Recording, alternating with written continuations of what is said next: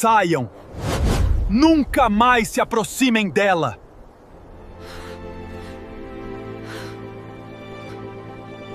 Minha filha. Agora descanse, você vai ficar bem.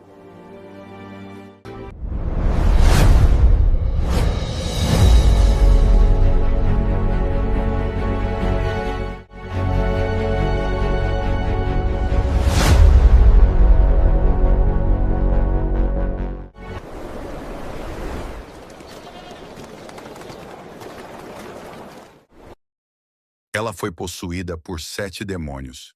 Foi salva por Jesus e o seguiu até a morte. O nome dela era Maria Madalena. E, por muito tempo, essa foi quase toda a história que contaram sobre ela. Mas a verdade é muito maior. Nos relatos mais antigos, como em Lucas 8:2, Maria aparece como alguém que havia sido profundamente marcada por um sofrimento extremo. Na linguagem da época, isso era descrito como possessão, mas na prática significava algo ainda mais profundo, uma vida dominada por forças que ninguém ao redor conseguia compreender ou resolver. Ela não era apenas alguém em dificuldade, ela era alguém isolada, sem voz, sem espaço, sem pertencimento, até que, em algum momento, ela encontra Jesus Cristo. Os textos não detalham esse encontro, mas deixam claro o resultado. Ela é restaurada. E essa restauração não termina ali, porque Maria não volta para a antiga vida. Ela permanece. Em Lucas 8:1-3, vemos que ela passa a acompanhar Jesus de forma constante, junto com outras mulheres. Mais do que seguidora, ela se torna participante ativa. Ela observa, ela aprende.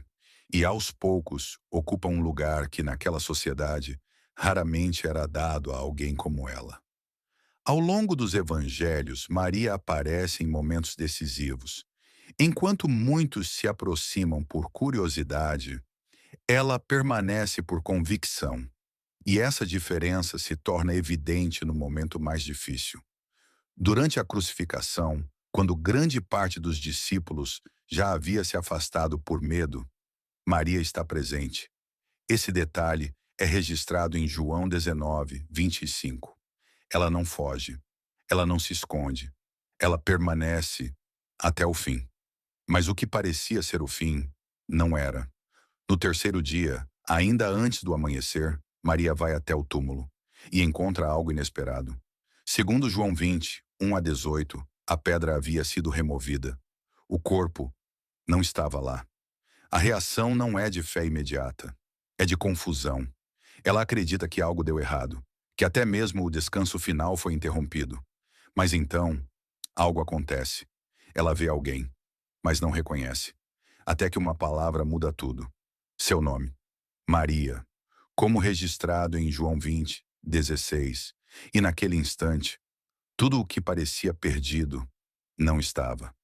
Maria Madalena se torna a primeira pessoa a testemunhar a ressurreição, o primeiro olhar, a primeira confirmação e, ao mesmo tempo, a primeira a ser questionada.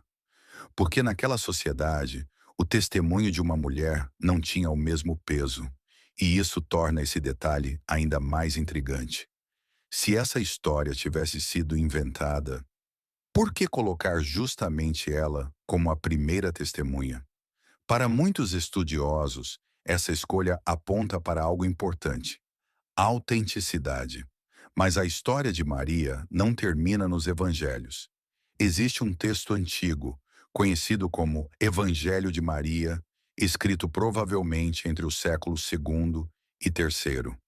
Ele não faz parte do cânon bíblico tradicional, mas apresenta uma perspectiva diferente.